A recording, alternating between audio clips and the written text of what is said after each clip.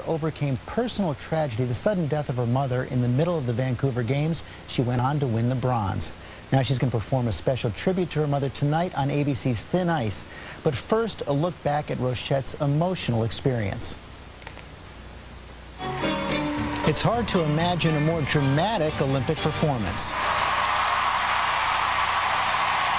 But for Joannie Rochette, who spent 20 years working her way towards the Olympic medal stand, that triumphant moment was tinged with sadness. I know that she would want me to smile right now and enjoy this Olympic moment, and it's taking me a lot of strength to try to separate the athlete from the person. On skates since the age of 4, her mother was her greatest fan. But just 2 days before Joannie's medal-winning performance, Thérèse Gavremont-Rochette died of a massive heart attack just days after arriving in Vancouver. Despite the devastating blow, Joannie became the first Canadian woman to win an Olympic skating medal in 22 years, skating her heart out and dazzling the crowd. And we are joined now by Olympic bronze medalist Joannie Rochette. So good to see you. Good morning. What a time this is in your life. Have you been able to absorb it all? It's been very busy. I did take a week when I got back to take care of my family, take care of my father, but I was already living away from home since I was 13 years old. So it's very hard for my father as well, because he doesn't even know how to cook, he doesn't know how to do all those things, so we're just trying to get closer together. My How's he doing? It's quite hard for him. They were living together. I don't have any brother or sister.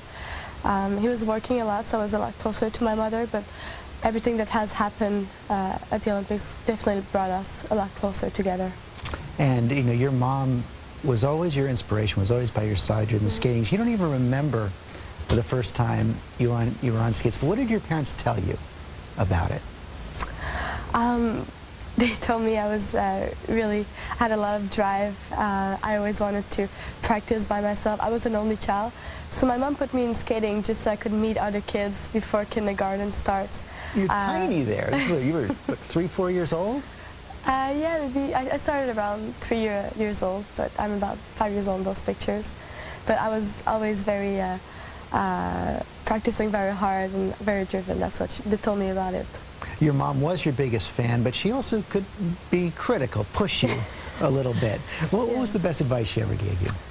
My mom was kind of standing in the middle place. She was always there to push me, to bring me higher when I didn't have any motivation.